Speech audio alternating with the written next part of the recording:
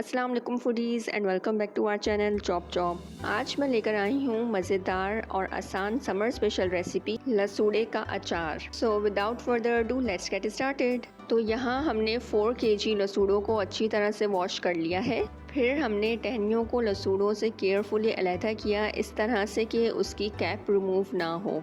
अगर आपको डर है कि कैप रिमूव हो सकती है डिटैच करते हुए, तो आप टहनियों समेत इसको बॉईल कर लें। बॉईल करने के लिए सबसे पहले एक पॉट में पानी डालें और उसको एक बॉईल आने दें। जैसे ही बॉईल आ जाए उसमें लसूड़ों को शामिल कर दें और 2 से 3 बॉईल आने तक उसको पकाएं। बॉईल हो जाने की निशानी ये है कि ये सॉफ्ट हो जाएंगे और इनका कलर चेंज हो जाएगा।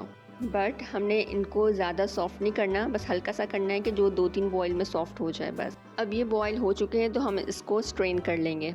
जब पानी अच्छी तरह से स्ट्रेन हो जाए तो इनको फ़ैन के नीचे शीट बिछा के स्प्रेड कर दें और सूखने के लिए रख दें। मैंने इसको ओवरनाइट के लिए रख दिया था और सुबह तक ये अच्छी तरह से ड्राई हो गए थे। नेक्स्ट मॉर्निंग हमने इसको बोल में ट्रांसफ़र किया और इस पर नमक और हल्दी लगा के 2 घंटे का रेस्ट दिया।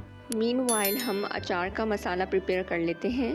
4 kg लसूड़ों के लिए मैंने यहाँ पे 24 साबुत लाल मिर्च, 2 खाने के चम्मच साबुत काली मिर्च, ज़ीरा और मेथी दाना और 3 खाने के चम्मच सौंफ लेके उनको ड्राई रोस्ट किया और ग्राइंड कर लिया। लसूड़ों को 2 घंटे रेस्ट देने के बाद मैंने इसमें 1 टेबलस्पून ऑफ कलौंजी शामिल की, फिर इसमें ग्राइंड किया हुआ मसाला शामिल किया और अब मैं इसमें 1 लीटर मस्टर्ड ऑयल जो मैंने पहले कढ़ा लिया था, कढ़ा के हमने इसको ठंडा करके इसमें शामिल कर दिया।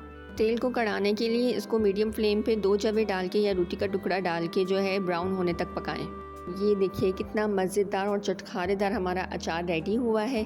अब इसको अच्छे से मिक्स करें और अचार की बर्नी में ट्रांसफ़र कर दें और लीजिए मज़ेदार चटखारेदार लसूड़े का अचार रेडी है। If you like this recipe then don't forget to subscribe to this channel. Until next time, happy cooking.